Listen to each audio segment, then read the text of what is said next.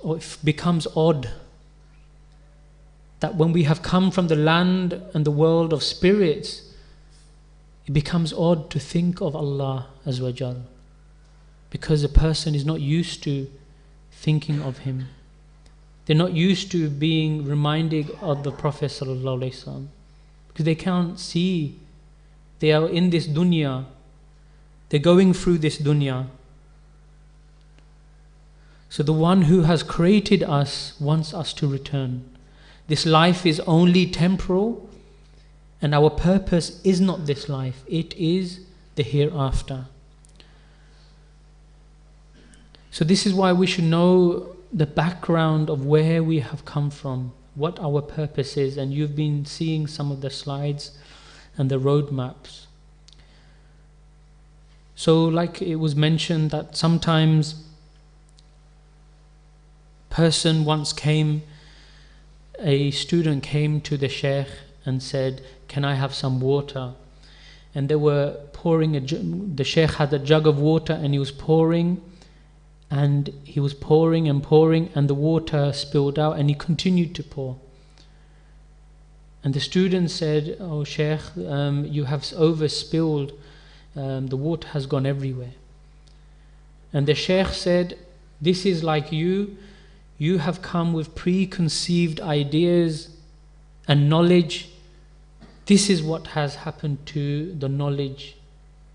This is what has happened to your cup. How can I give you knowledge or wisdom if your cup is already full?" So this is why we remind people again that when you come to any gathering, that you should come with empty heart, empty cup, so that the knowledge and the wisdom can be bestowed upon the person. So inshallah, this is the first one of the things. And then we'll go through the spiritual ascension. So what does this mean? This is like the spiritual roadmap towards the Prophet Sallallahu Alaihi Wasallam, in meeting the Miraj, in meeting the Prophet Sallallahu Alaihi Wasallam. So preparation and permission. So Shaitan is also taking a journey, but he will never say that, "Don't you know it leads to hell?" Shaitan also has a journey, a spiritual journey, descension. It descends towards hellfire. And there is a spiritual journey, ascension. It ascends to the realms and the closeness of Allah Azza wa Jalla. So in this realm, person can become close to Shaitan as well if he does not have a guide and does not have permission and preparation. So this is very important. Even in the spiritual sense, when Allah Azza wa Jal spoke to Hazrat Musa alayhi salam, Musa alayhi salam said that, "Oh Allah, I want to know you more." He was surprised that the amount of knowledge that Hazrat Khizr alayhi salam had. When Allah Azza wa Jal directed him to Hazrat Khizr alayhi salam, even though Hazrat Khizr radiallahu anhu was not a prophet or a messenger, but he had knowledge bestowed directly from Allah Azza wa Jal. He had wisdom. He was the teacher for Hazrat Musa alayhi salam. So imagine if prophets and messengers need a guide as such. This is not really they need a guide, it is a lesson for us really in dunya. This is a lesson for us. No matter how much knowledge you have obtained in dunya, there will always be someone who has more knowledge, more closeness, more wisdom than you. Look at Shaitan. This is the example of Shaitan. He thinks he had all the knowledge. He thinks he was most closest to Allah Azza wa Jal. But when he was directed to prostrate towards Hazrat Adam alayhi salam, he refused. He thought he had knowledge. He thought he was the most closest. So what I'm trying to say is that your knowledge, get rid of this knowledge. Get rid of what is inside you. Because it's easy to guide someone when they don't know anything, when they are blind. It's easy to take this person. When someone says, I can see there's a door there, and rather it is not a door, it is leading towards a pitfall, then you will be harmed in the spiritual world. So the easiest thing is to have a guide and be taken by a guide. So in this path, you need permission to take it. For example, not everyone is taught this. But firstly, you need to prepare yourself, and preparation has already been gone through, is purification of the bodily organs, the body, mind and heart, and permission to excel on this path. And this is with Mashayikh and a teacher who is a spiritual guide who is qualified. So just to go now through the introduction, what are we talking about? The spiritual journey to the divine presence of the ascension to Allah Azza wa Jal. So in this, so you can read it for yourself, but I'm going to quickly, briefly go through, because we don't have much time in this, but just to highlight some points. So in this, it means that Allah is the creator, and our aim is to attain His pleasure. That's the first point, is to attain His pleasure. How to achieve this? The greatest means is only through Rasulullah sallallahu alaihi wasallam. That is the way to attain this. How do you attain the pleasure of Allah? Is through the Prophet sallallahu alaihi wasallam and his love. That is the greatest way. So basically what I'm trying to say, Allah is the destination, and the door that leads towards this destination is the Prophet sallallahu alaihi wasallam. There is only one door. All other doors have been closed.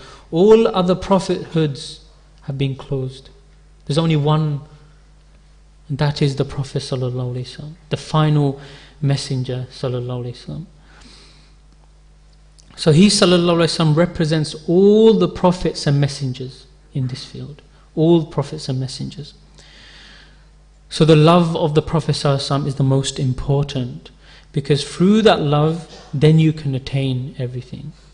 So this is why during the time of the companions, the Prophet Salah came after 9 to 13 years later. Salah came. What were they doing in that field at that time? The Prophet ﷺ was building the love between the servant and Allah Azza wa Jal. Soon as they build that love, when it came to sacrifice, they could sacrifice their life, their property, their family. They're willing to sacrifice. So love is the key in order to excel, and actually in allowing the body to fully submit. So this is why purification comes into this, is that firstly building the love. The tongue should become in the love and the remembrance of the Prophet ﷺ. The eyes should be in love. The whole body should be in love. Then what will happen? Then when it comes to sacrifice, when it comes to hardship, everything you will sacrifice for Allah's pleasure. Then it will be easier to excel. So basically there are two aspects, examples, blessed life of the Prophet ﷺ. So many aspects in life, but there are mainly two aspects. One aspect which we'll look at quickly is the physical aspects, outward aspect, called the seerah of the Prophet ﷺ, the prophetic seerah. So it is basically the outward life, the examples, how they lived, how they drank, how they interacted with the people, etc. This is the biography, the physical being, living traits of the Prophet ﷺ. So this is the first aspect that we should adopt. So what does that mean, physical aspect? So for example, the seerah, it mentions about the teachings of the Prophet ﷺ, what we have learned, where we have come from. Like I mentioned, it was mentioned at the very beginning, your journey of all human beings, where there was nothing and Allah created us. He gave us freedom of choice to see what we do with it. Then what happened after that? He made us testify that there is only one Lord, that we will follow Him, we'll abide by Him and follow the last of messengers, Sayyidina Muhammadur Rasulullah sallallahu alaihi wasallam. And whoever comes, whichever prophet and messenger comes into our life. At the same time, He took a covenant that we will not follow the devils and shaitan. That was really the last thing that Allah Azza wa Jal mentioned in the world of spirits. The last thing that for example, not comparable, but if your father or mother, the last word they said to you, it will be kept in your mind. Maybe they have passed away now, but I remember my father, last words were this. What to say about Allah Azza wa Jal? The last thing that Allah Azza wa Jal was said, do not follow the footsteps of shaitan and devil. That's the last thing. So on earth, this body has been given now. So you've been given this physical body to use, which is the organs, the tongue, the hands, the feet, the stomach, the modesty, what we do with it, how we react, the nafs, the desires. Then we are tested through this 24 hours, through people, through your own private means, what you do, what you don't do. So you have a choice. What do you follow, the ways of the Prophet ﷺ, or do you follow your desires? So you have a choice in there. But the choice should be, how did the Prophet ﷺ interact with his family ﷺ, with the people, with the companion? What did he ﷺ do when he was alone? This is where we get from the seerah and the life of the Prophet ﷺ. And after this, a person learns the knowledge of purification. He practices this, the fiqh, the outward, how to do wudu, how to do ghusl, etc., and learns the fries, and learns the basic, and then he leaves the sins of the body, and then he travels towards Allah Azza wa Jal. At this point, the doors of guidance is then open for that person.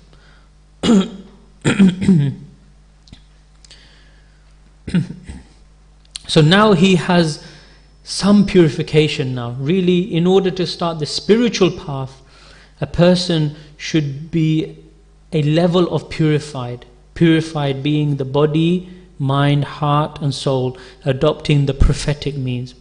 When this stage he is reached, then he is ready for enlightenment. Then he can travel. It's like the engine is ready, the rusts have been cleaned, his engine has been poured, the oil has been changed. He's ready to start that engine and move. And this is how the aspect is. So this is just a summary of it. So the aspects of the life of the Prophet. One aspect, which is the physical life of the Prophet ﷺ, that we should adopt, which is the life of the Prophet ﷺ, the journey of all human beings. So these are like the preparation, the conditions. So one should correct one's belief, one should have correct fiqh, aqidah and repentance, asking forgiveness from himself, Allah Azza wa Jal, the Prophet ﷺ, and the people as well, if they have wronged them. And he should strive. He should strive and never give up. That's another condition in to spiritually purifying the person and traveling. Then after that, he then purifies the tongue, makes his tongue, ears, eyes, stomach, hands, feet, the modesty, all in line with the way of the Prophet ﷺ. Then he can really see the purification of the mind, the soul, enlightenment. And then what happens automatically is that he will give preference to the command of Allah Azza wa Jal. He will give preference to the life of the Prophet ﷺ and their aspect. And then he will give preference and compassion upon the creation. So for third thing. And fourthly, the presence of Allah Azza wa Jal is increased. So once he is in that way, then he is reaching the pleasure of Allah Azza wa Jal and His mercy. So this is like the physical biography of the Prophet ﷺ, which they have mentioned to all human beings. Likewise, this is the summary of it as well. So the second aspect, which we want to discuss now, the second aspect of the blessed life of the Prophet ﷺ is the spiritual aspect. This is why you're here. You want to know the Miraj of the Prophet ﷺ, which is the apex of all ascensions, to travel the night journey to Allah Azza wa Jalla. This is also an example for all ummati. So many people have left this now. So this is also an example that we should be following of the Prophet ﷺ. So likewise it is mentioned that the Prophet ﷺ was an example for us, not only in body following, but also in their mind, also in their spirit, also in their heart, also in every dimension. The Prophet ﷺ is an example for us. So the Prophet ﷺ mentioned in the Miraj that there is Miraj, Salatul Miraj, there is Salah of Miraj of the pious, there's Miraj al-Muttaqeen, Miraj of the sinful, Miraj of the Anbiya, Miraj of the Awliya. So there's different levels and types of Miraj. So you should think that when am I going to take the Miraj and the ascension towards Allah Azza wa Jal? So the spiritual roadmap on this is just like a biography of the Prophet ﷺ. So the ascension is like a roadmap which is leading you towards the apex of the journey of the Prophet ﷺ. So this is also a model for us. And it's a spiritual roadmap, outlines the landmarks, the pitfalls, where you should be traveling, where you shouldn't be traveling, etc. So now many people have said, I've seen this, I've seen that, I have different levels, what are the levels, etc. So there are 3 levels of certainty we want to really go into detail. So this is, one is the ilmul yaqeen, the knowledge of certainty. And the other aspect is ainul yaqeen, the eye of certainty. And the other one that we want to concentrate on is haqqul yaqeen. There are many other levels, but these are the 3 levels we want to try and achieve. And we'll go, for example, okay, the example is, I'll give you an example. So, someone, okay, if I tell you that someone, I have information that I have information that today for dinner time you will have pizza. You have pizza. So now everyone is expecting, you have reliable source that you will receive pizza today for dinner. I don't know how true that is, but at the moment, as example. So reliable information is this, that someone is telling you that you'll receive, I have seen there is pizza and you're going to have this dinner. So this is reliable. So now imagine you go to the next room, the next building, and you go past the kitchen and you see in the kitchen that a pizza has been prepared, is being made. And now you're saying, now not only the information was true, now you are seeing with your eyes now. Now that level of certainty has raised now.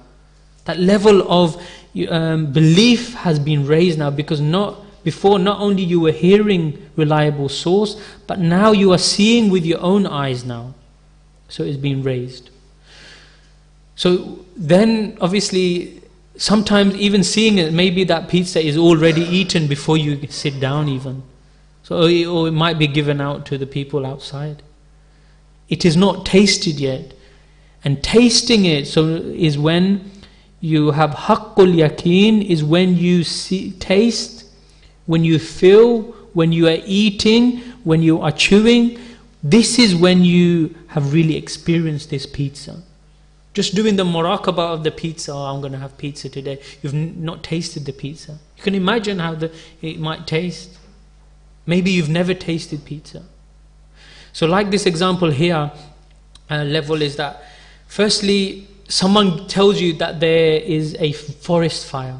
So for example, there's a forest outside and someone runs in and goes, there's a forest fire. Or you see it on a TV, that there's a forest fire and happening now, is live, is, etc. So they're telling you, reliable source. So you have information. This is ilmul yaqeen, this is knowledge of certainty. Then ainul yaqeen is when you can see the forest fire. For example, you go upstairs and you open the window and you go, oh yeah, I can see the fire now from the window. I can see it. So now your level of belief is raised. And the third aspect, haqqul yaqeen, is now not only you can see it, you can now feel the fire, you can feel the heat, is when the person is inside this forest. Now his level of yaqeen is raised now. So there's an example here in the Quran. It's mentioned about Hazrat Ibrahim alayhi salam, and they once said, Hazrat Ibrahim alayhi salam said to Allah Azza wa Jal that, "Oh Allah, that I want to see dead become alive." And Allah said, "Don't you believe, my servant, that I can do this?" Because, "Yes, Allah, I believe, but I just want to see it so it may raise my yaqeen." So Allah Azza wa Jal said, "Okay, then get 4 birds or so, cut them in pieces and put them in different mountains." And then he did this, and then they said, "Now you call the bird." For example, pigeon, "Oh pigeon." As soon as Hazrat Ibrahim alayhi salam called the bird, it came together and it became in front of him. So Hazrat Ibrahim alayhi salam said that if I can call Allah, as person, Allah has given me the power, and these birds become alive, what to say when Allah calls a servant? What happens when Allah calls a servant? So the belief has been raised. So this is an example that how a belief can be raised even for the prophets and messengers. And this is an example, really, the belief is already high level, but this is an example for us to follow. So now the first example is that there are objectives of the journey is to raise the degree of belief. So the degree of belief should be raised. For example, the objective is on this, inshallah you can read, but just to highlight some points. Despite knowing that Allah created us and what we must do in life, the Prophet ﷺ, that there is after death and the grave, heaven and hell. So we know that there is heaven and hell. But the reason for this is that we want to raise the degree of belief. So everyone, for example, in this life we are living, we have reliable information from the Prophet ﷺ. We already know this. But why is it that we still not believe in? Why is it that still people are committing sin even though they know what is truth? Even though they know by doing zina they're going to be punished, they're still doing it. Why? It's because when you're in this world, whatever pulls you towards that direction, whatever you see or spend time with mostly, it pulls you towards that direction as well. When you are always in dunya, thinking about dunya, with dunya people, then it will pull you towards that direction as well. Just learning about knowledge is not enough. You have to sometimes be in the presence. Now, if a person were to see akhirah, if they were to see Jahannam, then his level of belief, he will be scared. Oh, I don't want to go into that field. He will not be fighting over property. Why do I need to fight over property if Allah Azza wa Jal has made me palaces in Jannah? Why would I want to go with this girlfriend and that girlfriend when Allah Azza wa Jal has made hurs in Jannah for me? Because I have seen. Because this world will become non-attractive. Because you have seen the truth, what is waiting for you. So his degree is raised. So this leads the servant to increase his love and obedience and worship in the presence of Allah Azza wa Jal. So imagine if you could see this, how it will feel. So what I want to explain is that the whole point of this is for you to get out of this delusion that this only happens in books, that people see the Prophet ﷺ. It only happens in books that people see the world, the spiritual world, the angelic world. It's only, I heard from my grandfather that their grandfather and their uncle has a miracle and he saw the Prophet ﷺ. Even amongst yourself, there are people who have witnessed, who are seeing even now. So we want to really, the Mashayikhs have said, they want to shatter the illusion that really, these things happen with previous people, it cannot happen to me. This should be out of the question, because you are also the servant of Allah Azza wa Jal. You are also the ummati of the Prophet sallallahu alaihi wasallam. Likewise, at the time of the Prophet sallallahu alaihi wasallam, companions were there. Sayyidina Abdul Qadir Jilani rahmullah came 500 years after the Prophet sallallahu alaihi wasallam. Even there were pious and people were seeing and witnessing the Prophet sallallahu alaihi wasallam. There will be Imam Mahdi who will come even beyond after this, and there will be people at that time still seeing and witnessing and being close to the Prophet sallallahu alaihi wasallam. So when should you experience and be with the Prophet sallallahu alaihi wasallam? That is the question only you can answer, really. No one can really do that. When are you going to be ready? When will you take the first step?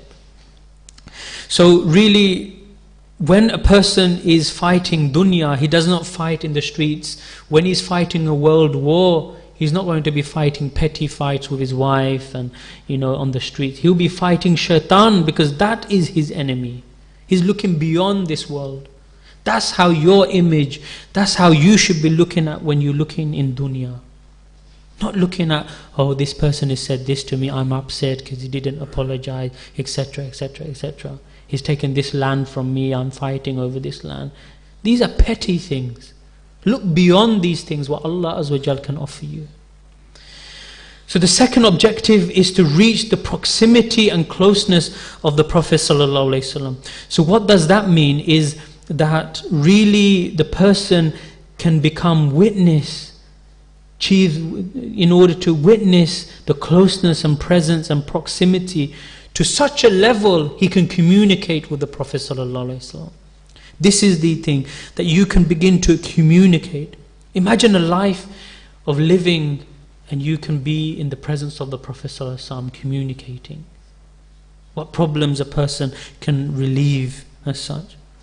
So this is why the mashayikh and the teachers have said, even Sayyid Abdul Qadir Jilani rahmullah mentioned that if a person cannot follow in 2 years, if he cannot achieve purification and closeness to Allah, if someone cannot take you to Allah in 2 years, then you should leave him and find someone else. You should find someone else. If 2 years you have not reached, and considering you have done everything your teacher has said, everything that the Shaykh have said.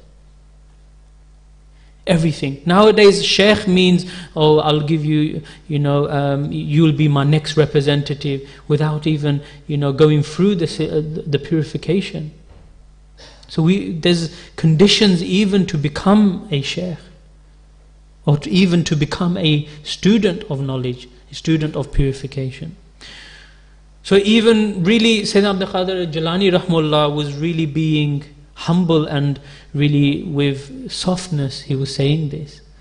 But Sayyidina Sultan Bahu rahmullah, he mentioned in his books that if a shaykh cannot take you to the Prophet sallallahu alaihi wasallam in 40 days, in khalwa in 40 days, he cannot take you to the Prophet sallallahu alaihi wasallam, then he's a robber. You should leave him. He's a fraud. Imagine, this is what he said. But imagine our mashayikh, like Sayyidina Abdul Aziz Dabbar rahmullah, they are taking us in 2-3 days in the presence of the Prophet sallallahu alaihi wasallam. So imagine the status, you can see the status of the awliya in just this alone. How much light and proximity and manifestation of love that they have for the people as well. So this is just an example, an explanation that sunnah is the prophetic means of love. People think sunnah, oh, I want to follow, sunnah is this, is that. No, really sunnah is love. That's what you follow. Do you love the Prophet ﷺ or not? If you do, then decorate it with it, of your body, not just with beard. People think beard has to be certain length. Even the whole body should be a certain length as well, and a proximity.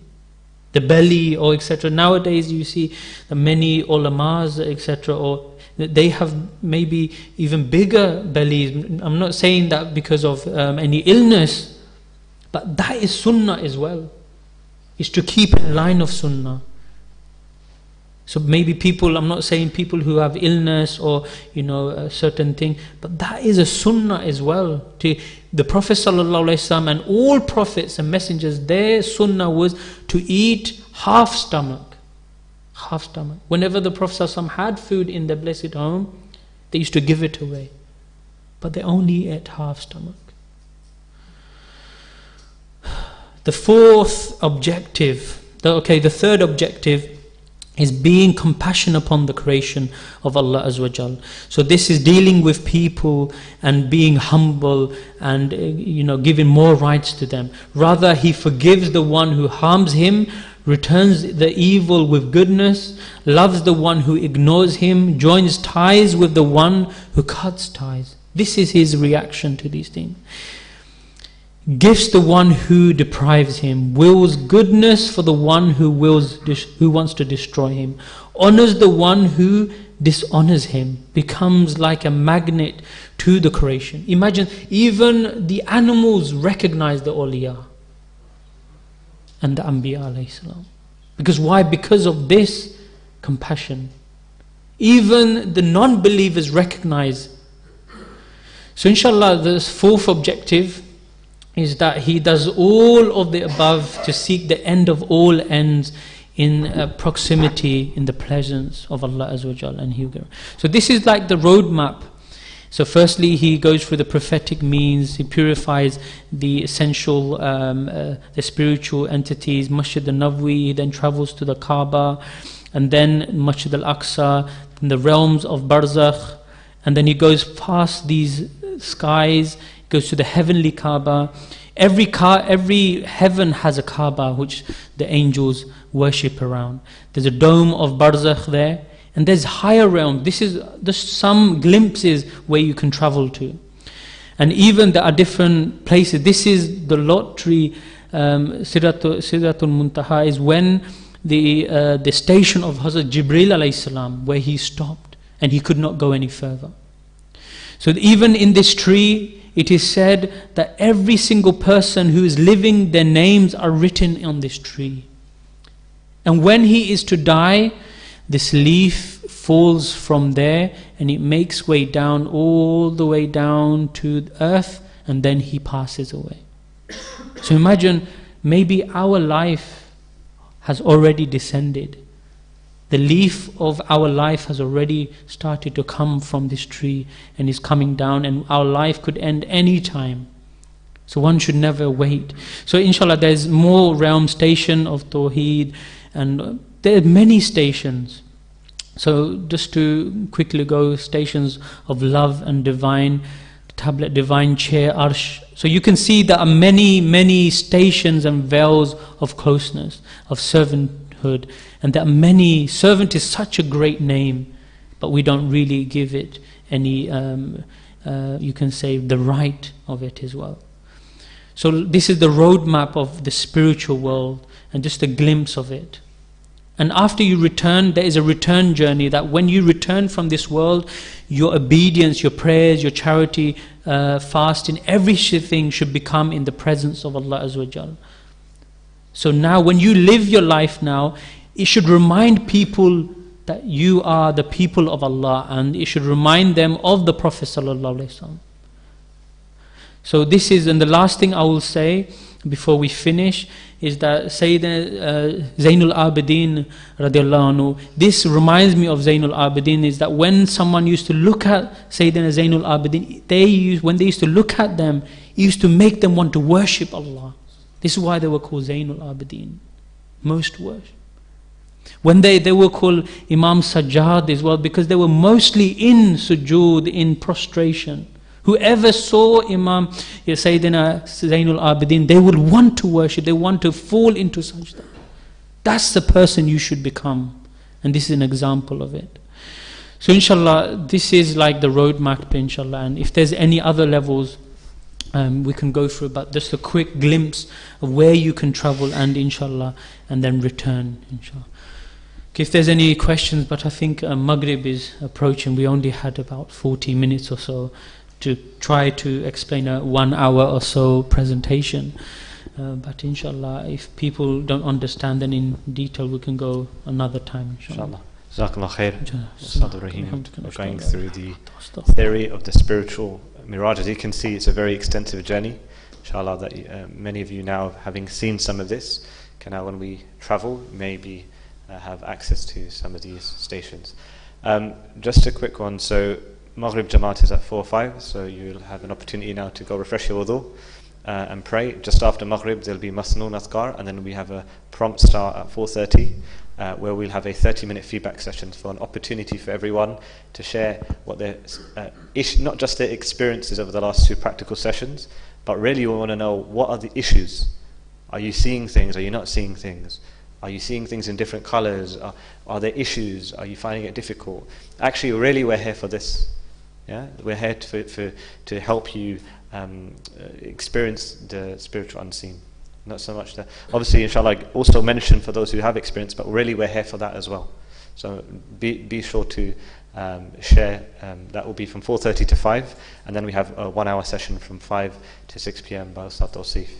So inshallah, you can now go do wudu, and if you can also move the chairs back for the Jamaat, that will be starting. SubhanAllah.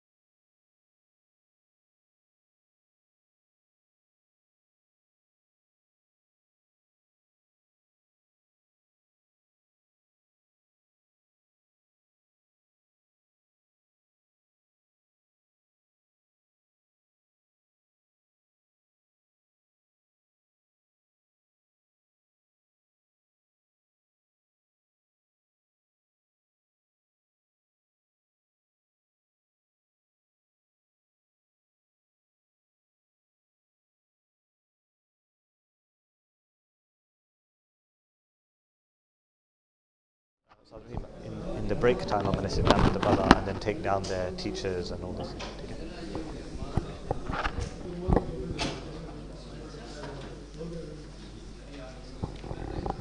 Can I request all brothers who are on the spiritual retreat to please come back to the main hall and please take your seats.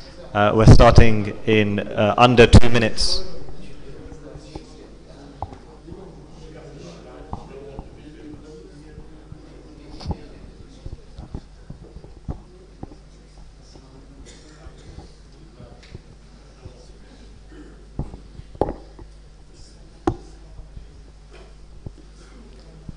Can I request brothers to sit down and be prepared for the next session?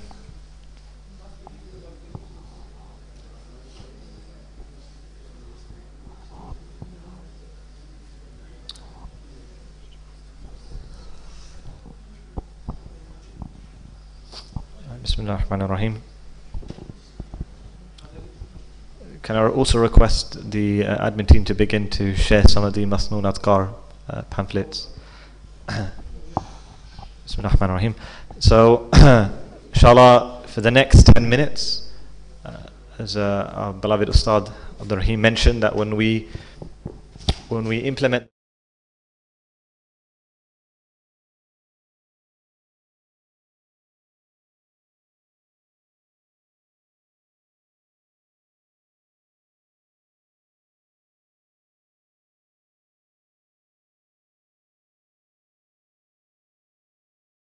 sunnahs of the Messenger of Allah is that every morning and evening they would recite praise of protection. So as many of you would have heard, a beloved brother Abdullah, he recited Surah Hashr, some ayahs of Surah Hashr. Wallahu alladhi la ilaha illa. That when one recites these, one of the blessings as mentioned in the hadith, that many of us, we meet each other and we say, oh brother, can you make dua for me? I have exams. Oh brother, can you make dua for me? I have illness. But the fadila of reciting this 3 verses once is that 70,000 angels make dua for you from evening to the morning, and when you recite this again in the morning, from the morning to the evening. 70,000 angels. And this is one of the blessings of the sunnah of Allah, that Allah has married the sunnah of the Messenger of Allah with the unseen reality. That maybe we might not see this, but when we follow and adopt the sunnah of the Messenger of Allah, not only are we expressing our love to the Prophet ﷺ, but this is also unlocking an unseen reality. And just to highlight that, many of us might think, oh, this is maybe optional or good, but really when many of us are in distress, or many of us are undergoing problems, whether it's jinnat, or whether it's nazar, or any of these things, we often go and turn to people who take advantage of us, who ask for money, who ask for this, who ask for that. But really, the most valuable things in life are actually in abundance. Let's take the example of air. It's all around us. It's completely in abundance. But if you don't think this is important, hold your breath and let's see how long you can hold your breath for. And similarly, the sunnah is plentiful. There's oceans and oceans and oceans of knowledge and oceans of guidance for all of us. So really, we should look to what's in front of us, but rather we look at the little things, the hard to find things. We go to sometimes people who really maybe not be able to help us, but actually first we should look to what's been given directly to us by the Prophet ﷺ, which is the Sunnah Adhkar. So this is just one blessing of reciting Surah Hashr, and inshallah there'll be brothers passing around the little pamphlets, and that ayats will also be in there that you can recite once. And that is really a reminder for me as well, that when we think and we recite these, that they're not just reciting because, again, the sunnah of the Messenger of Allah, but remember that the Prophet ﷺ said, Anna Habibullah, that I am the most beloved to Allah. And that if you really think about this statement, that they are the most beloved to Allah, and they're still reciting the Sunnah Adhkar, they're still reciting and seeking protection in Allah. If anything, if they're most beloved to Allah, surely if you think to yourself, well, I don't need to recite these because Allah is merciful, Allah is a protector. Yes, He is, but I'm just going to rely on the protection of Allah. But no. There's a methodology that Allah has shown through the Prophet ﷺ. And if he, Prophet ﷺ, is saying, I need to do these azkar, I recited these, then surely me and you will also need to recite them. If the beloved of Allah is not relying on his fact that he is the beloved. If the beloved of Allah is not saying, oh, I can just rely that, you know what, I'm the most beloved to Allah, therefore I don't need to recite. Actually, he's showing an example for me and you. That we should think like this. So inshallah, we spend the next 5 to 10 minutes reciting the Durud Sharif, maybe 5 to 10 times, and then one can recite Surah Fatiha and Ayatul Kursi, and then Surah Ikhlas, Falak, Nas 3 times, and then for those who know Surah Hashr, or at least the last 3 ayats of Surah Hashr, they can recite this to benefit from what we mentioned, the 70,000 angels make dua. For those who don't know it, there's also, I believe it's been sent via PDF, the Adhkar book, you'll be able to find that, and also there's physical copies that have been distributed. So if you require a physical copy, maybe you can put your hand up, and I believe Brother Abdullah and the admin team may be able to give you a physical book. See? I try to get, then for those who received it on WhatsApp, inshallah you can use that for now, and then when we find the physical books you can get those, inshallah. So we'll spend the next 5 to 10 minutes reciting it silently, and then inshallah we'll conduct the next session. The next session after this is feedback. So we didn't get enough time for feedback in the last spiritual experience, but we want to use the next half an hour, an opportunity for those who are not just experiencing, but for those who are struggling, for those who are saying, I'm not experiencing, or I'm not seeing, or I'm not visualizing, or I'm not traveling. We actually want to hear from you as well. Because really, remember, the purpose of this retreat is to see and taste. And our objective, our commitment to you is that we are here to serve you, we are here to help you. Do you understand? And by the fadl of Allah subhanahu wa ta'ala and the guidance of the Mashaykh, that we are here to serve you. So we are here on our end of our bargain. We need you to come, we need you to open up. And this is the right forum to, because maybe what you might say, or what problem that you might be facing, many other people are facing in the group, but maybe they don't want to say. And you might be that opening for them. So you should think like this, that we are all here to benefit.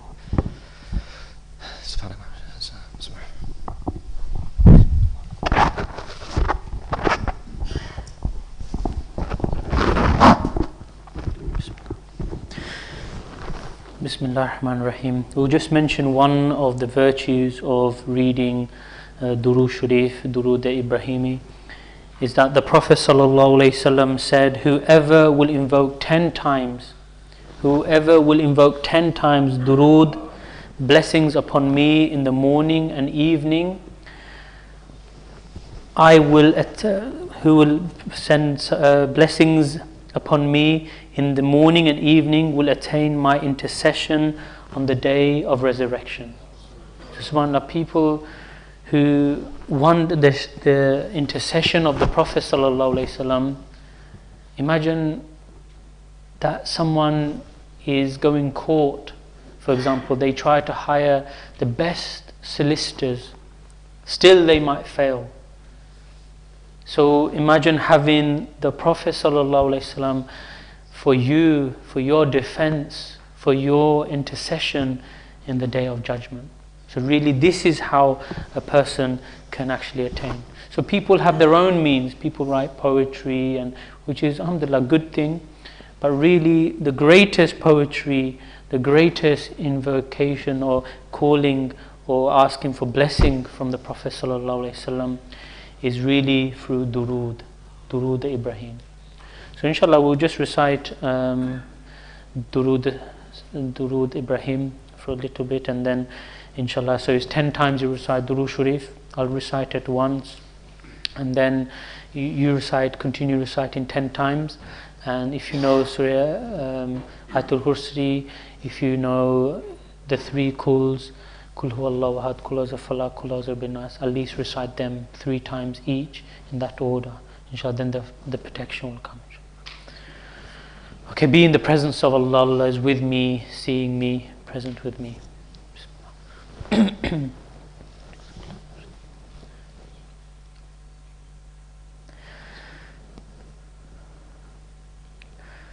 Allahumma salli ala محمد وعلى آل محمد كما صليت على إبراهيم وعلى آل إبراهيم إنك حميد مجيد اللهم بارك على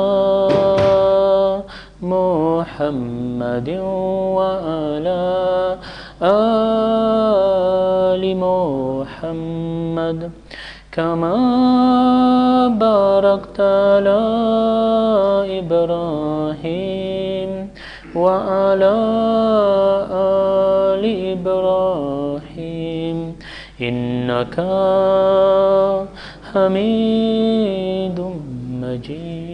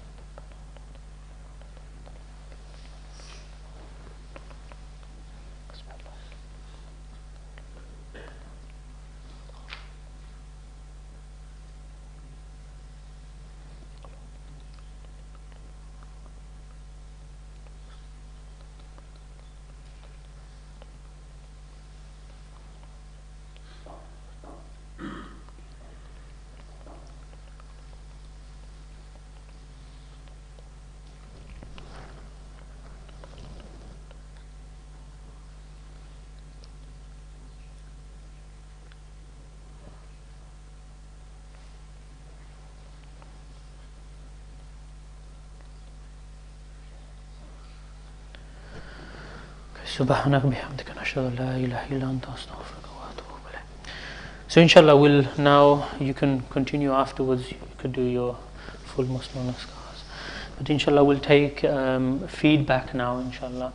So again it is over to yourself, that this is your opportunity to actually mention, is your opportunity, any struggles you've been going through, anything you've experienced, even if you think is nothing, you can mention, and you should mention inshallah. So we encourage you to mention here. So if there's any feedback, inshallah you have ustads here that can inshallah help you. So it's over to you inshallah. Assalamu alaikum. My name is Fiaz, I'm from Aylesbury. So on both occasions when we did the muraqabah, on the first occasion when we went through the cleanliness process, what I saw was lights which were covered by darkness immediately, as if there was a ray of light which was then immediately covered by darkness, to the extent that I didn't get the opportunity to do the transfer of the soul, the golden breath. And then I listened to your advice, etc. And the second time around, the light, the darkness was significantly less compared to the light that was offered, but still I didn't get to execute the transfer. Right. So what was stopping you from transferring, even though? I really don't know. Okay. I had that belief that I'm blowing and I'm relying on Allah subhanahu wa ta'ala to make this happen. And then, despite my eyes being closed, searching for the Sheikh to see, an opening, but I didn't see it. Right. Okay. Have you, so one of the things in relation to this is that usually in order to go on this path of such a person, firstly has sincere tawbah, he does anything in the past, he fully actually asks Allah Azza wa Jal forgiveness, and he starts the path of purification. So that is the beginning really. So one should make intention at least to become purified. So like at the very beginning it was mentioned about the 5 amals. So does anyone remember what the 5 amals are here? So if someone can tell me what are the 5 amals. Khansa? Okay.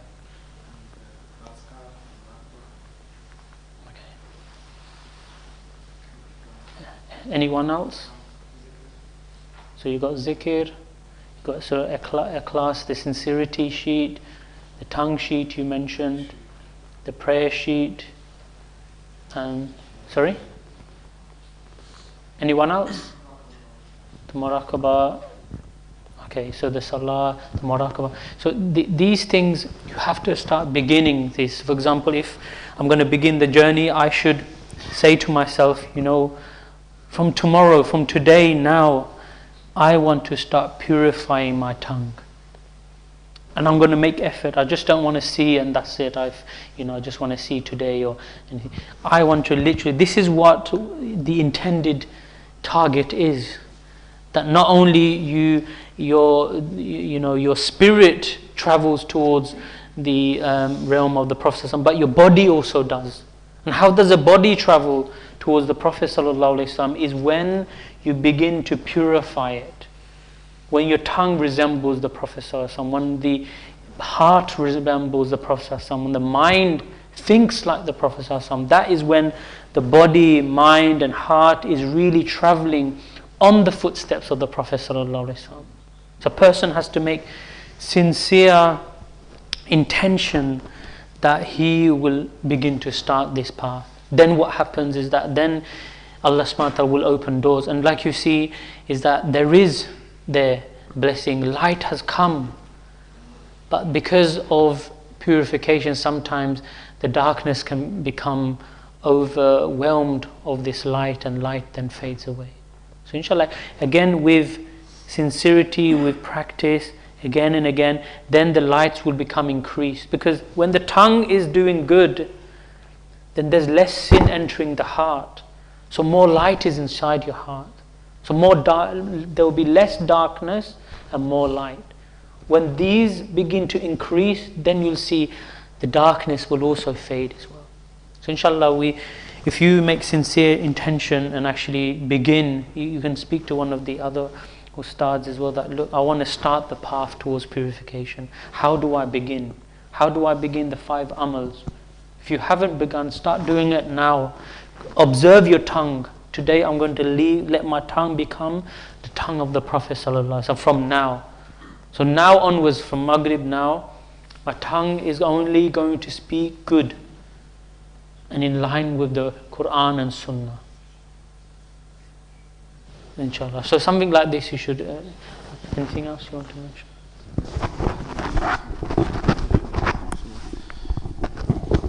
So mashallah, as you can see that not only you get an experience the ustads here very, beautifully, they elucidate and clarify your experience, but also give you like a course of action. So they don't leave you on a lurch and that's it, for you to figure out what shall I do next in the next step. But rather, they give you a practical course of action, what you can do. So as our Honorable Ustad was mentioning. So one thing, inshallah, remember, we've only done 2 practical sessions. And as we'll go through, and we'll encourage every one of you, especially those who haven't, related an experience, or any questions or queries or issues, we want to hear them more, because if you have begun an experience, which is good, alhamdulillah, you need advice and guidance, but at least you're on the road to your personal journey. But people who are struggling, we want also to tap into your issues and queries and also help you, so that any kind of blockages or anything that's obstructing your journey, then that is removed. We only had 2 sessions, remember, and it's only been 24 hours. Not even 24 hours yet. 5 o'clock will be 24 hours. So by that time, look, whatever feedback we heard so far, alhamdulillah, and people have been telling us at private levels as well, and privately, like what they've experienced. So alhamdulillah, it is meant to be, like I was giving an example of driving. We don't even know where the clutch is, or the gearbox is, or the brake paddle is, how it works. We should be happy that we moved our car few meters, like I did in my first lesson, I remember. But the fact is, many people have been traveling, going to Makkah Sharif and Medina Sharif, and as you will hear, other brothers will give their experiences. That shows, look, if the brother next to me, who looks like me, he talks like me, maybe not, eating together, sleeping together in the same hall, then inshallah, you should have umeed, you should have hope that inshallah, maybe there's some misunderstanding, or the way I understand or follow, maybe it's not quite there yet. But if I put effort in, then by this time tomorrow, inshallah, you should be able to experience as well. So have hope. And going back to the brother here, mashallah, also if it's like seeing a cup, is it half full or half empty? So yes, the course of action is given to you, but think that this darkness, like for example, when you fall ill, half the illness goes away. Do you know how? Is when the doctor diagnoses what illness you have. When it tells you have, for example, a chest infection, you become happy in a sense, or at least I know what that is now. Before, could be heart pain or something more serious with my lungs, but it's only infection. Okay, chalo, I'll get my medication and antibiotics and I'll be okay. So as you were experiencing, light was entering, and as it's entering, you can see, you now recognize I've got all this darkness is going on. And so the light was, remember when we said in the presentation, as the ustads were mentioning, when you go to the Lataif, that in itself is a cleansing process. It's a purification process. And the brother, I think he was here, Brother Abdul Rahman, from walking, he was saying that, when you do the Lataif practices, does it actually clean your, the sins? Certainly it does. And as an example, as the brother is mentioning, first time the darkness was thicker or darker. But in the second session, because now he's done one session, we did Tawbah and in a good environment, it becomes less darker, or he's able to penetrate the light even further than before. So that in itself is mashallah mubarak good experience that look, you're able to work through. And whenever you work through something, whenever you develop something, or you learn something, or something gets rectified, you are spiritually growing. So that's the greatest benefit lies. If someone sat there, they say, oh yeah, I've been all this, I've learned all this, I know everything else. For him, it's not that much of a benefit because he's done it before, for example. But someone is like starting new or going through certain aspect or learning something that they've never understood before or done before, then that is a good sign that you're benefiting more in that sense, because you're developing more as well. And this is what we want to hear as well, inshallah. So not just like success stories. Every story is a success, remember. We don't consider any story as a failure. It's the right mindset to have and to go on the path of working towards that solution which is given, inshallah. I think, yeah, sure.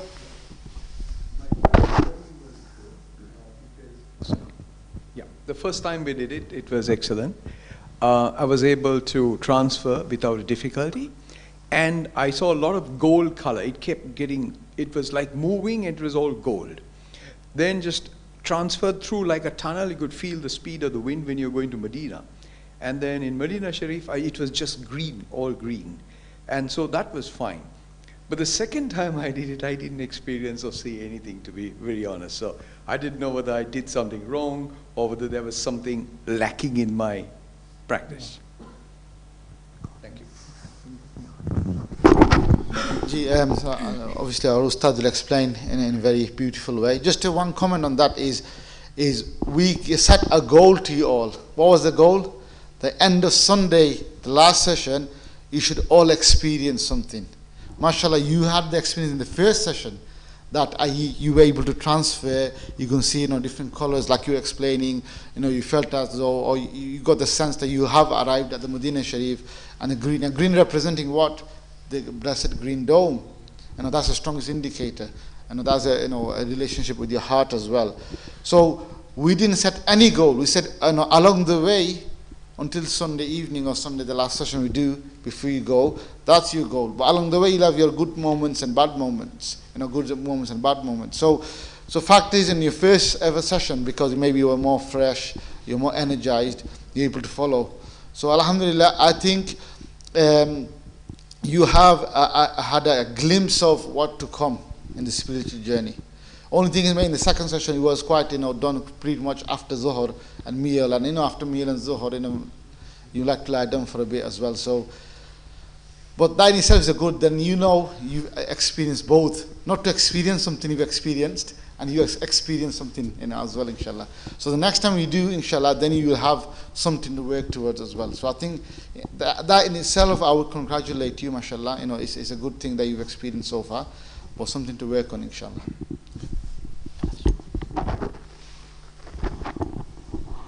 Is there any other questions? Sorry, I mentioned you loudly. Specifically, also people who are struggling. I know one brother, a young brother, was mentioning earlier that he had struggled. So we want to hear feedback from them on how did you experience second time. Because then, because we really hear, because when we do one-to-one, it's that purpose. I'm struggling, I've got certain blockage, please advise me. When you want to sit one-to-one just to listen to your visions, this is the time now. Relate to your visions and experiences, inshallah. Okay. Assalamu alaikum. My name is Zafran. I'm from Maidenhead, local. I struggled both times. First time I didn't see anything, and also the second time I didn't visualize anything either.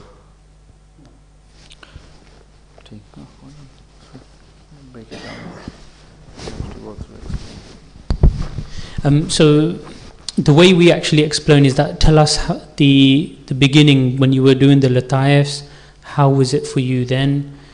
How did you feel? What experience were you seeing? Were you feeling anything when you were doing the Lataifs? So tell me from the beginning rather than I didn't see anything. I was doing the Lataifs, and I was working my way through them, breathing in, breathing out as you should.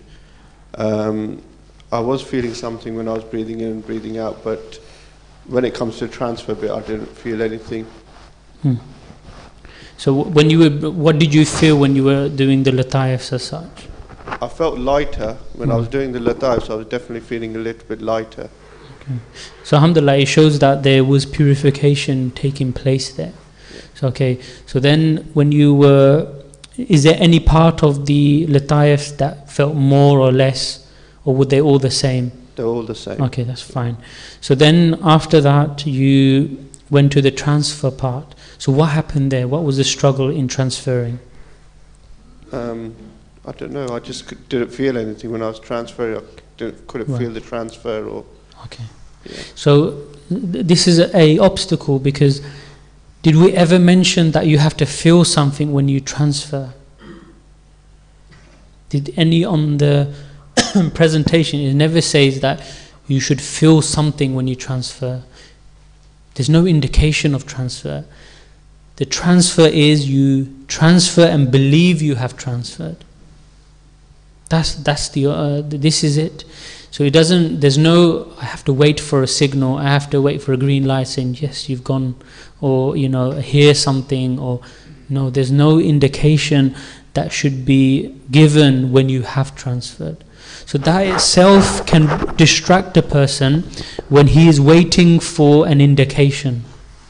Do you understand? So a person shouldn't wait for any indication when he is transferring. The indication should be that you rely on Allah Azza wa Jal. Soon as you think and believe, that is the end of your relationship of have I transferred or haven't I? No. You believe and you rely on Allah Azza wa Jal. Then you leave it to Allah. When you leave it to Allah Azza wa Jal, then you'll see and feel the rest will come, the experience will come after that, because you've not relied on yourself. You're not saying, have I transferred, have I not? That itself can block the person. That itself stops the journey for the person then.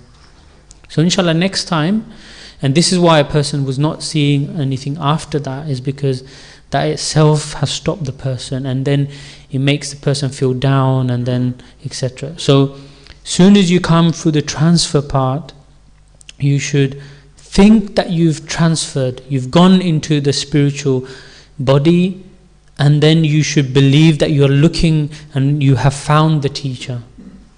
Like you see on the screen here, you found that you know how they look like, you've heard how they sound.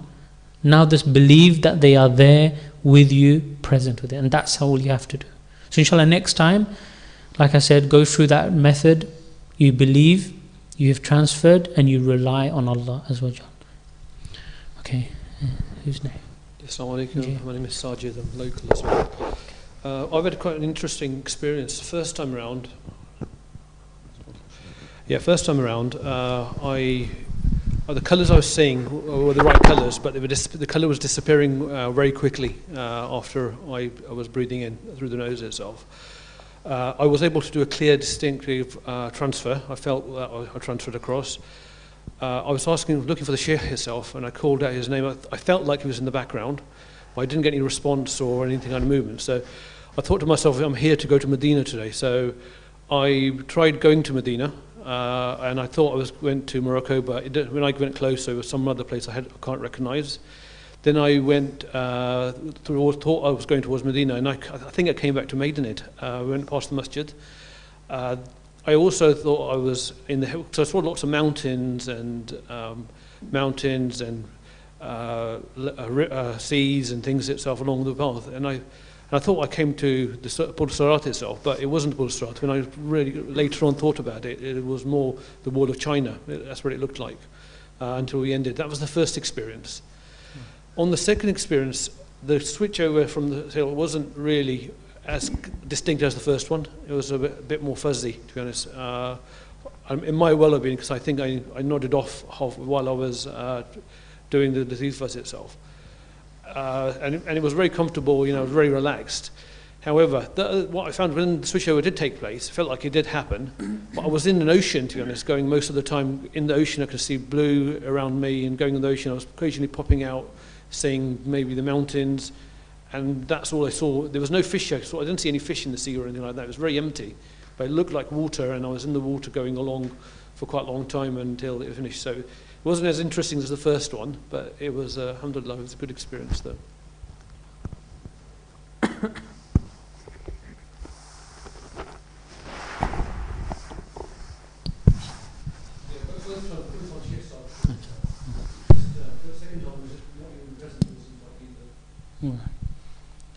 So this is an example of when someone boards the wrong coach, and he, instead of going to the destination, he's been taken to a different world and visiting, and it comes back to his own town as such. So this is something that can happen, is that sometimes when the thought of the teacher, when he leaves that thought, even though the person is looking for the teacher and he wants to, then he should stay where he is until he finds the teacher.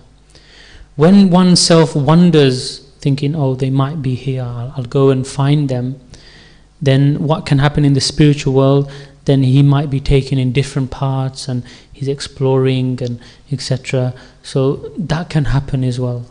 So the thing with this is that if you transfer, so after a person transfers, is that he should wait until he finds the Shaykh. Even if the Shaykh is in the background, he waits for the Shaykh to come to him.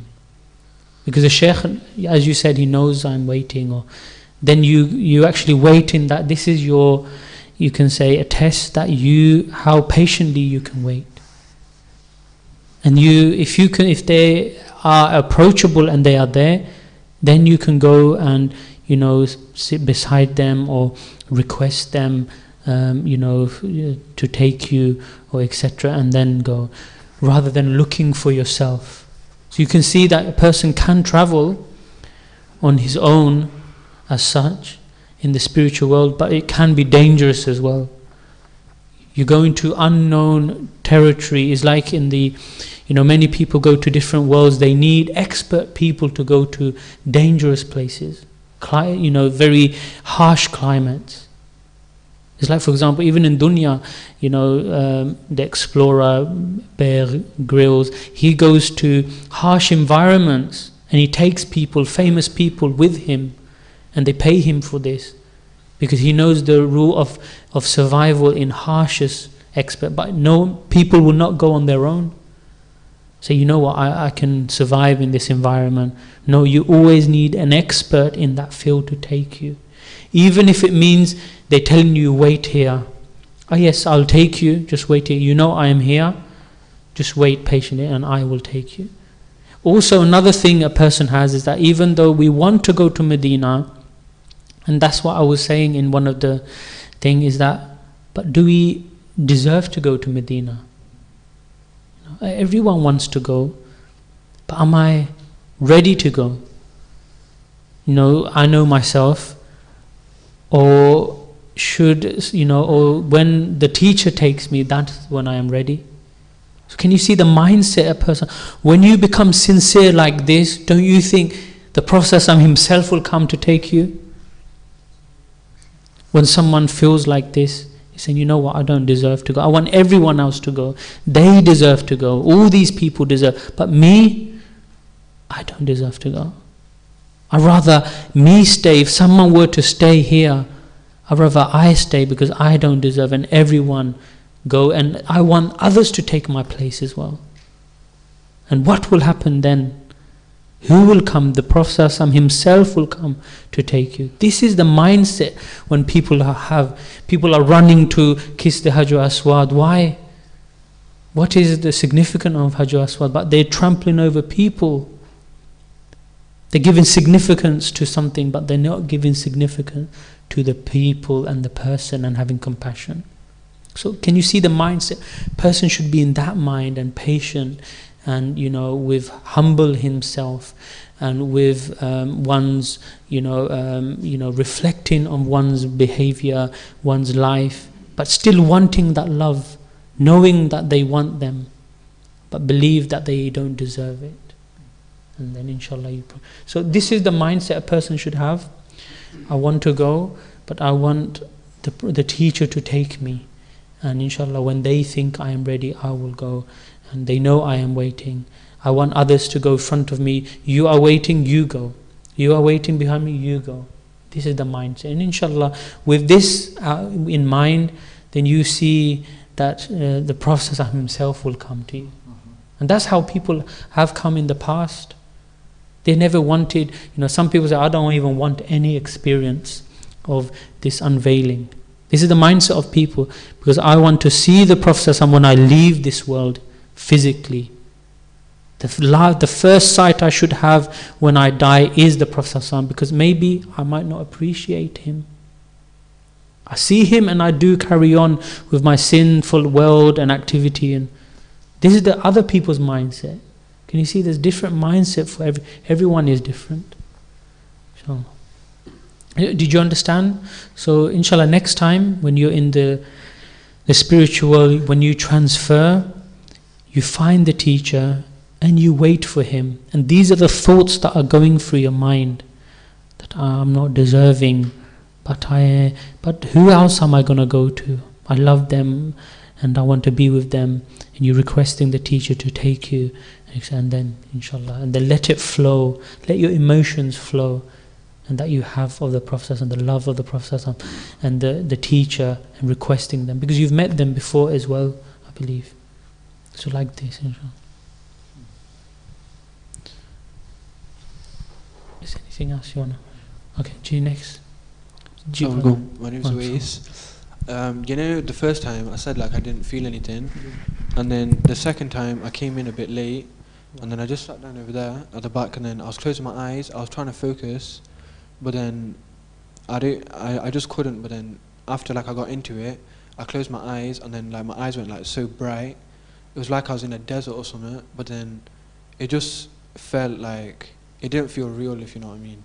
Like, just carry on, inshallah. Like it just didn't feel real when I was like, cause my eyes went bare, like bright and everything. And then I was just thinking like, have I actually gone there? And then I distinctly, like, I wanted to go somewhere where I've never been before, because I've been to Morocco and stuff like that. So I wanted to go to like Medina or something. So I was focusing on that, because then I would like fully believe it, because I've like never seen something like that, if you know what I mean. So then when I was like in the closing my eyes and I could see the desert, I knew it was like a Moroccan desert, because like I remember like driving through that. Remember when we drove through? But I just like after that it just didn't feel real. So I don't know. I just opened my eyes, and then I got distracted, and then I tried closing my eyes back and getting back into it, but like I just couldn't. So it just got a bit annoying, to be honest. So I just went. MashaAllah, one thing we should think that we are really relying on Allah subhanahu wa ta'ala to make this happen, the spiritual experience. Yeah, Brother Wes, yeah? So don't have this mindset, oh, I'm getting frustrating, it's not happening. Because you mentioned there, and so obviously just for my learning curve or for everyone else, let's say a student, he goes to a class here, he never turns up on time, yeah? He hardly does any work, he doesn't follow the set way of learning and homework and so on. And he somehow ends up getting a C grade. I don't know what you call it now, +6 or +7 grade, which is a plus. And so, person who knows him, so much, I'm surprised you got a C. You never used to turn up to a class. You're halfway there. You're asleep. You didn't do homework properly. How did you manage that? Then he goes, oh, I've learned quite well. Whatever teacher taught me, I remembered that. So, for one, mashallah, you said you came late. So that's like going against the adab number one. Okay. Then there's a full procedure how the spiritual experience happen, and then transfer, purifying your different colors, and you transfer, you find the teacher, go through. Obviously, like you mentioned, you've not done anything. You just went straight in there, I want to go there. But by the special mercy and grace, this happened. Well, you ended up somewhere that you didn't like, but no, that's your choice, because you didn't follow the procedure, you went straight in there. And whatever you saw, you tried to explore that. So what I would say to you is, that shows to me you have a potential to actually achieve and learn and really have a spiritual experience. So two things you shouldn't do: don't be frustrated, don't become late, inshallah, come on time. And as the presentations were done, as the ustaz, each time they guide each step of the way, let your frustration leave it to the door, let your expectation leave it at the door. So I'm just going to simply follow, even in words or imagination, what the teacher is saying. I just trust in them, rely on Allah subhanahu wa ta'ala. You'll see the difference, and believe me, inshallah. When they say now you transfer, imagine the teacher, just imagine, you saw the pictures, we see the videos there, that's all you have to do. Like with the brother here as well, that all you have to do is a starting point. Because what I can gather is everyone is trying to jump to the spiritual experience straight away. I know you say human nature is curiosity, but what we're saying is that we know how this is, this whole journey is, inshallah, to an extent, which is taught by our teacher. Let's just follow step by step. You will get the end result, inshallah. Remember, our goal is, we've got a few more sessions to come until tomorrow evening. So don't like to say, jump start, or what you call it, jump the gun. Then you'll be disqualified as well. So, better to just be patient and go at the right pace at the right time, inshallah. Because if you're disqualified, then you have to wait till the next retreat to come and participate again. Okay? So just, patient means that you learn Allah subhanahu wa ta'ala. I have no expectation. Whatever happens, alhamdulillah. It is still better than if I sat at home today, maybe watching a football match or playing PS4, whatever people do. It's not necessarily I'm saying it's a bad thing to do, by the way. or this is still better, remembering Allah subhanahu wa ta'ala in the house of Allah, you doing salah together. That in itself is an achievement. If nothing else, I'm just giving you, so much benefit to coming in a gathering like so. You're doing all these good things anyway. And so therefore, if you just, you're doing all the major things well, coming on time, doing your namaz, you waking up, and hardly, people wake up at 6 in the morning and go for masjid. That's the reality I'm saying. You are doing here. So that's the virtue of being in the masjid. So you're doing all the major things correct. That's probably why you're getting a C grade already. Now we want you to get a B and an A, inshallah. An A star even, inshallah. Okay? So inshallah, just keep those simple things in mind and you see the difference, inshallah. Okay. Yeah. Well, I know some brothers here we've asked, some haven't, and some we know. I want also to everyone to have a go at saying something, inshallah. So we know who you are, you've not said, or you approached us privately. This is the time. In fact, we're extending this feedback, because feedback is so important, because then it gives you that experience and understanding and know-how, or a specific solution, so that by next session, you're at a better stage to experience and practice and experience. I think, okay, then there's okay, thank you. Assalamu alaikum. Wa alaikum assalam. I have a question regarding about the teacher. The brother just shared, so sometimes we can be lost. Yeah, if you will travel, we can be lost. Every time we travel, we must have a teacher. Yeah, so is it just for the beginning we need the teacher, or is it like the Sheikh Ahmed Bada, he travel with teacher as well? He must have a teacher to travel, or he can travel alone? You finished the question, or is there anything else? Is a question, just only one question. I want to understand this. So every time we travel, we must have a teacher, yeah? Is it the Sheikh as well have a teacher to travel?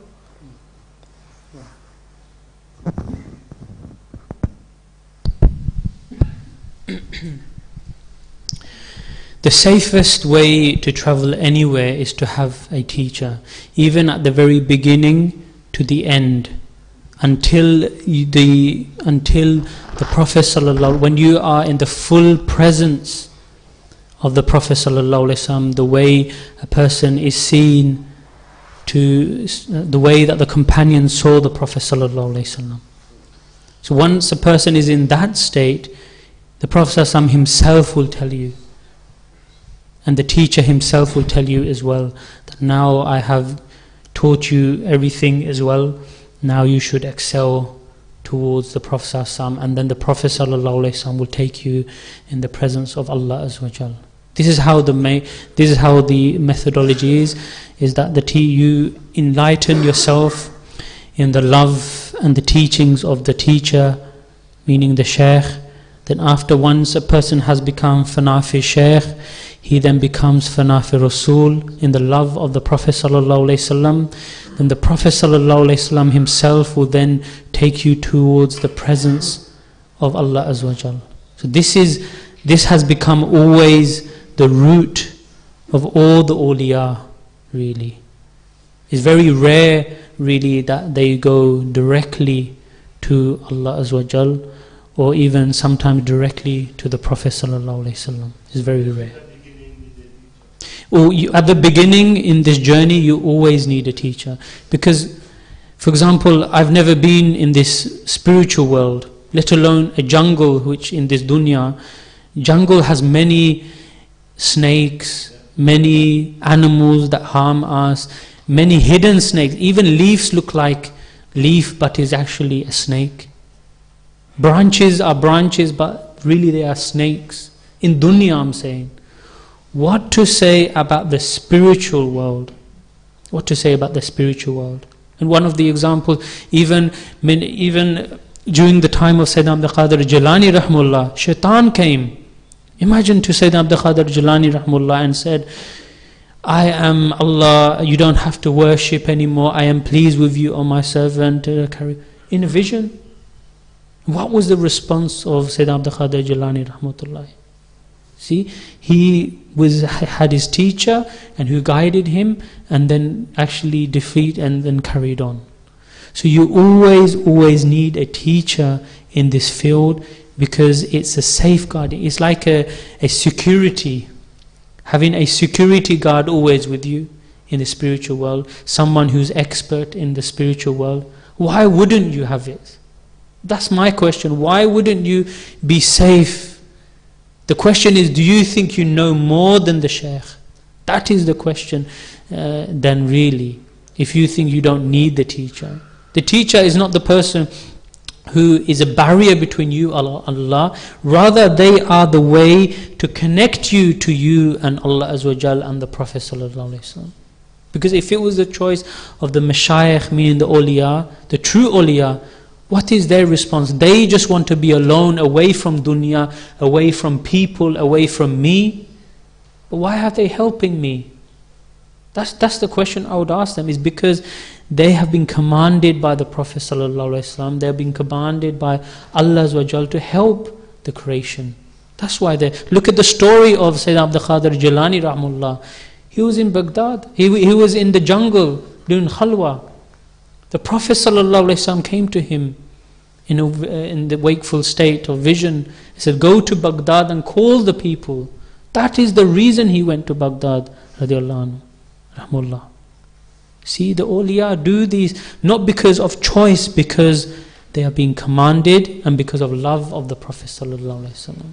So this is their mentality, is that they're trying to connect, that they're trying to help us, and to help ourselves is to be with them, cling on to them, is as simple as that. If you want any nearness, any closeness to the Prophet Sallallahu Alaihi Wasallam, or any mashayikh, or any anything, or to Allah Azza wa Jal, then cling on.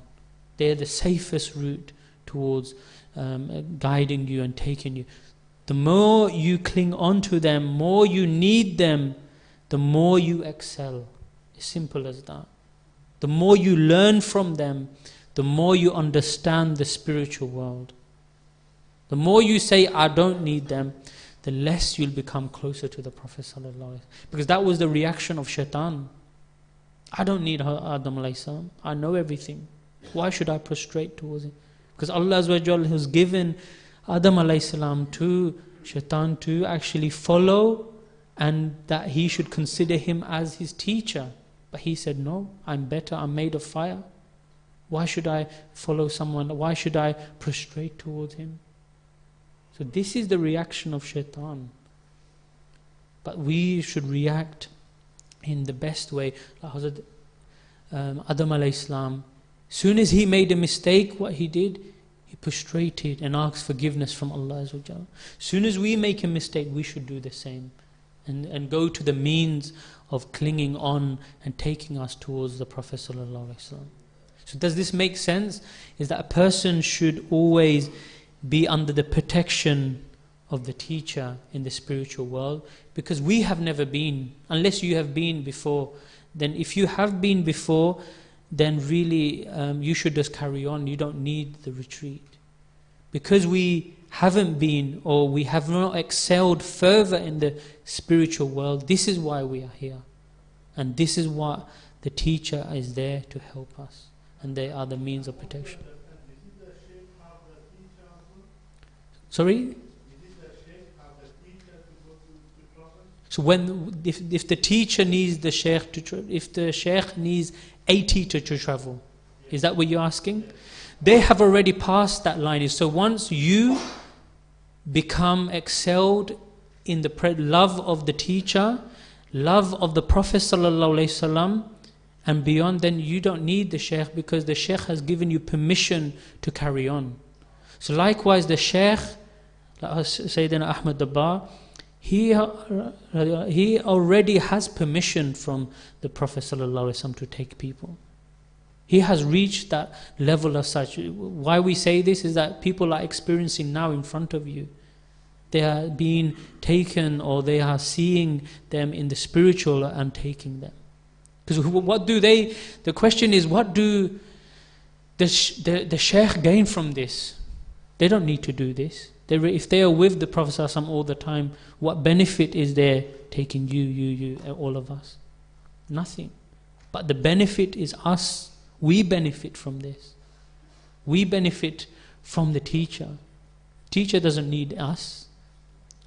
That's the question. The teacher doesn't need us to benefit. He doesn't need anyone. He'd rather be alone and do his own thing like other awliyas have done. So really we need the teacher in the spiritual world as a form of protection for us to excel in the closeness of Allah and the Prophet ﷺ. So really the question, the real mindset should be about me, not what the teacher is thinking or what is why does the teacher need to take me, or what. This is not the etiquette of a seeker of purification, a seeker of traveling. Seeker should think, I need everyone else. People don't need me. How do I become close to them? And inshallah, with this mindset, this is why we always say, think you know nothing and believe you have nothing as well. So when you have that mindset, then the thought of what others are doing will not even come in your mind. And everything. The mind should be what I am doing, inshallah. And through that, inshallah, a person will excel. You understand? Yes. Inshallah.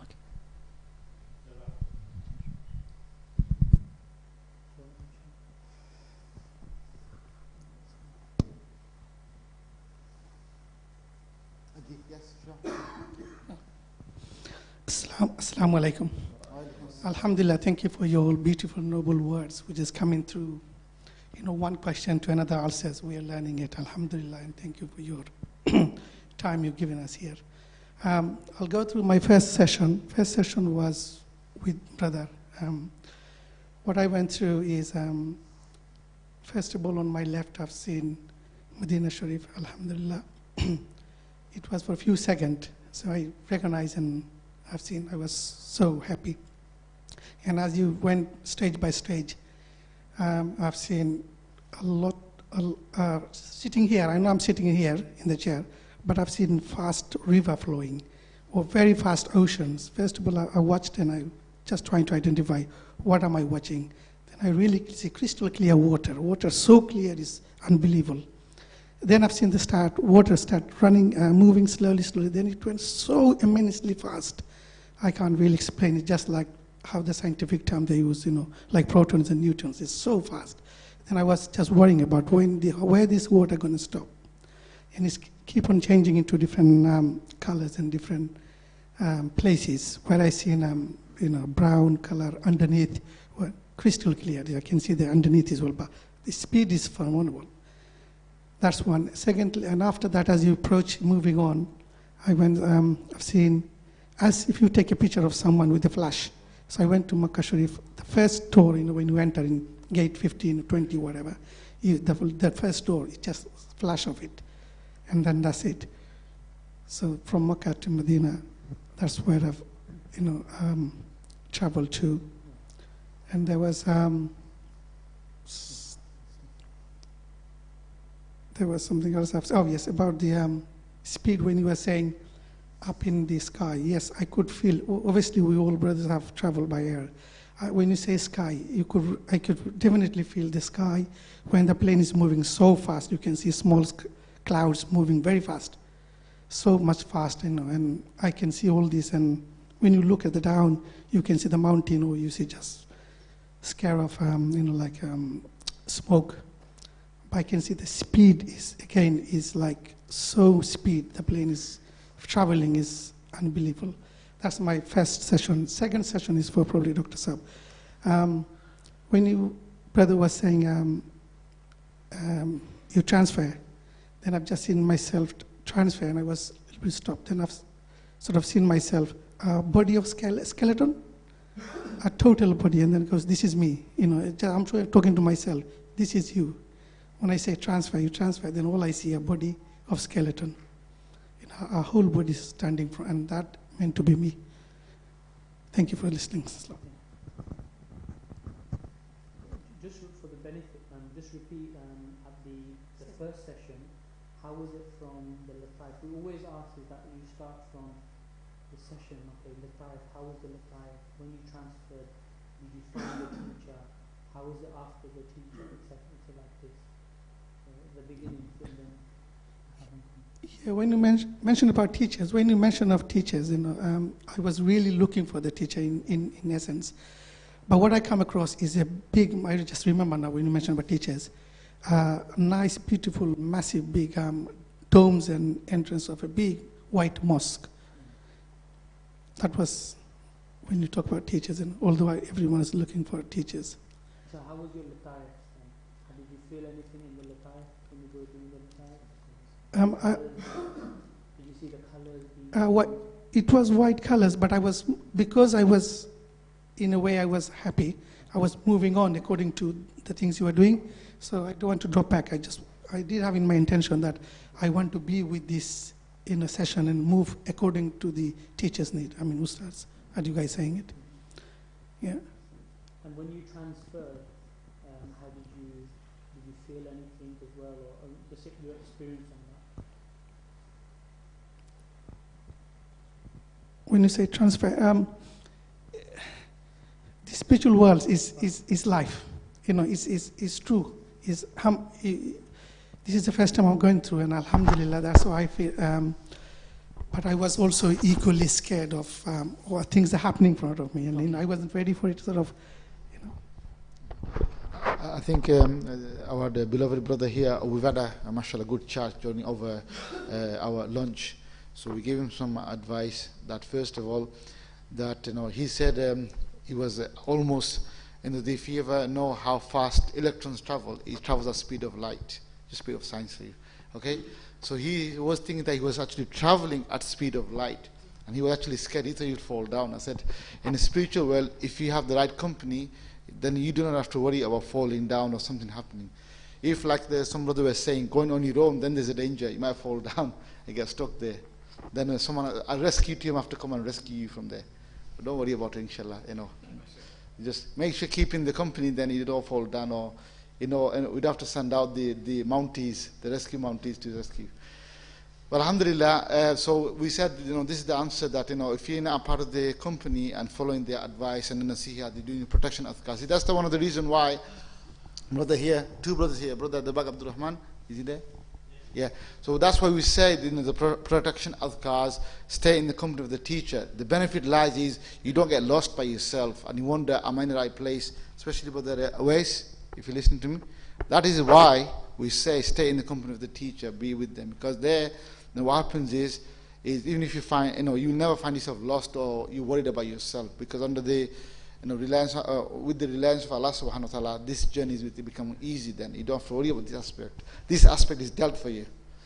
Another thing is, if any of you brothers find yourself wandering in the desert, or what am I doing here, or like you said, you were nearly there but you missed it and you had to go around, in your experience, they ended up going back to Maidenhead. Even at that moment, in that spiritual seeing or experience, at that moment, if you just try to bring that thought of the teacher again, there and then, that works like an emergency button, where then it'll take you back to where you should be, or save you from any danger or any place where you're worried about. So very easy solution to what you were saying, and what's said to the brothers here who mentioned that I found ourselves alone in a desert, or on top of a mountain range, or roaming around in UK or in Great Wall of China. I mean, you can do, if you want to visualize that, that's fine. But if you want to continue with your real purpose in the journey, then bring the thought, after transfer obviously I'm talking about here, straight away bring the thought of the teacher, the image we show and the videos, just bring that image, and then you see you're rescued and you've gone back to the journey again. Then you find yourself, I'm actually following the Ustaz here, what he's saying. And that's another beauty. Keep that in mind as an emergency button for you and to use in spiritual sense. So that's why you don't have to worry about being scared of what's going to happen to me if you're in a blessed company. And I believe you went transferred, and you saw many other things as you mentioned in the sky, mountains, people very, very small in size because you're traveling at a high speed. And then you went to, fellows, you went to Medina Sharif, you saw Green Dome. Is that, yeah? So you actually mentioned quite detailed to me when we spoke one-to-one. This wasn't planned, by the way. So don't think, he's got advantage over me. Because we just sat together and start talking, and so, okay, there you go. Eating together, yes. So then he said even at the flashes of green light, and he even felt the company of Prophet Muhammad sallallahu alaihi wasallam, although he didn't visualize or visually see, and then many other flashes of light which he cannot understand. So the flashes of light is basically, it is getting your body and your mind, your consciousness, getting used to the spiritual journey. Because many things in the spiritual world is far greater than this physical world. Remember I was telling you yesterday that this matter, this physical world is only 5%. This is all physical, by the way. But even that, they are now distinguishing antimatter, which is opposite to the matter, and the matter still, that's only 95%. Now in the spiritual, metaphysical world, that world is even greater.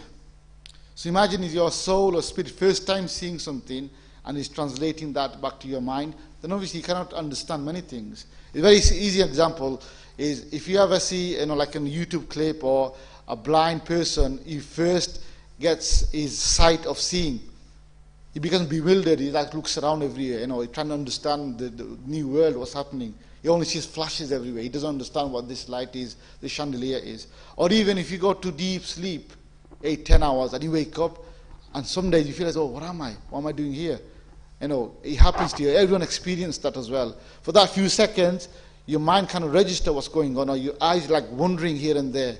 So likewise, spiritually, when you first time having an experience, this is a situation. That's why you see flashes of light, many things that you cannot understand. So that just simply give you indication that you're now spiritually experiencing and traveling, like you already have done. And thirdly, like we said, company of the teacher is very important. But now that you have learned some of the techniques practically now, and you can relate personally to yourself, in the subsequent sessions, if you adopt the same means as I was explaining about the ways, they are very subtle, very light. You can easily miss a point or easily overlook. Oh, yeah, that's fine, I can do this, whatever. But if you miss it, that has a repercussion later on. So very carefully follow the ustaz, what they're saying, and let it flow naturally. Rely on Allah subhanahu wa ta'ala and don't worry about anything, don't have any expectation. Then inshallah, a miracle will happen to you, inshallah. Okay? Just want to mention is that really, just going back to the basics of everything, really the path of purification, really, it's in the books of purification that really is that is the foundation. That is the foundation. It even mentions there, vision is not a requirement of closeness. Having a vision is not a requirement of closeness to Allah Azza wa Jal. The real closeness of Allah Azza wa Jal is what you do physically. What you do physically in this world. So I'm going back to the basics of this. But the reason we're teaching this part, the spiritual part, is using this as a tool. Using this as a tool that when you go back in the world, because you have seen the spiritual world, it will increase your iman to do better. And in line with the prophetic spiritual footsteps of the Prophet sallallahu alaihi wasallam. But really this part of it is optional. Remember this? The spiritual part is optional to every single one of you. What is farz on you is that you purify your body, your mind, your heart, and your spirit. That is the foundation.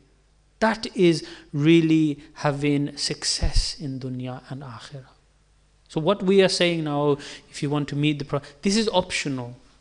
This is optional. You don't have to have it. This, if you want further spiritual advancement, and this is something that we offer as well. The Mashayikhs offer this.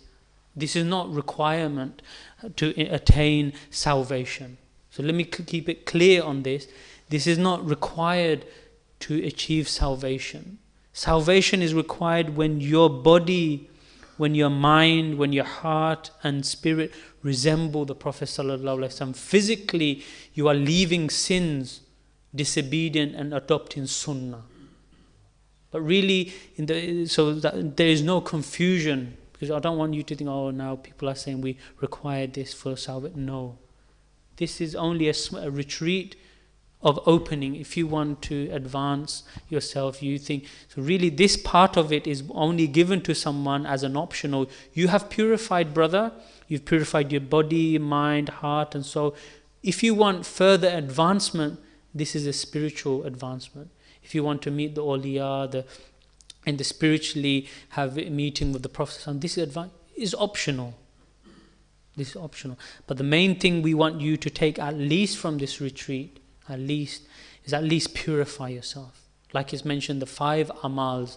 Again and again and again, we'll tell you, the 5 amals is the important thing to achieve at least salvation. Purification is a beginning to receive salvation. Once you begin this, then inshallah you're on the road towards purification of the body, mind and heart. And then at least you'll be following the physical, as we mentioned before, the physical footsteps of the Prophet ﷺ, what they laid the foundation in dunya already. And this is what everyone needs.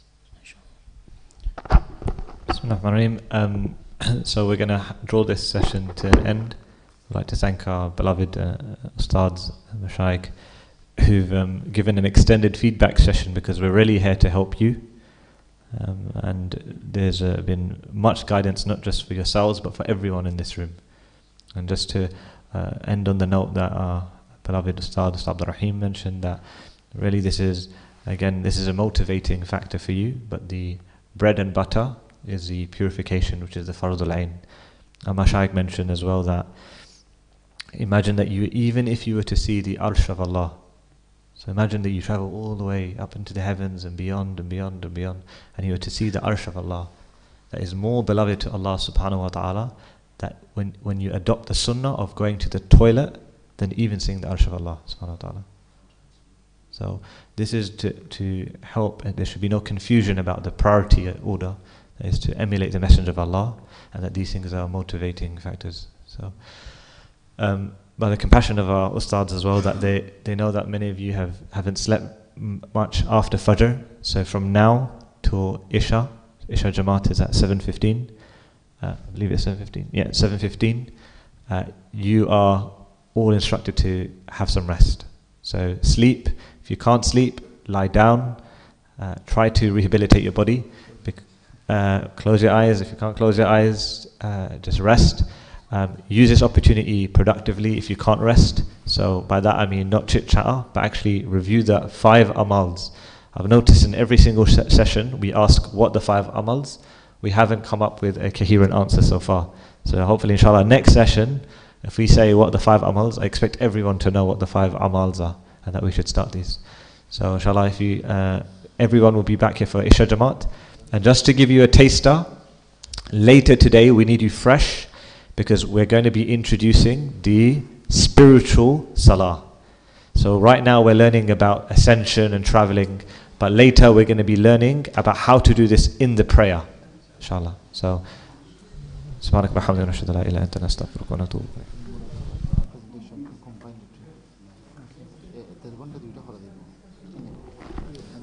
Presentation of the salah, this is we don't put in the tarawih wa khayyala wa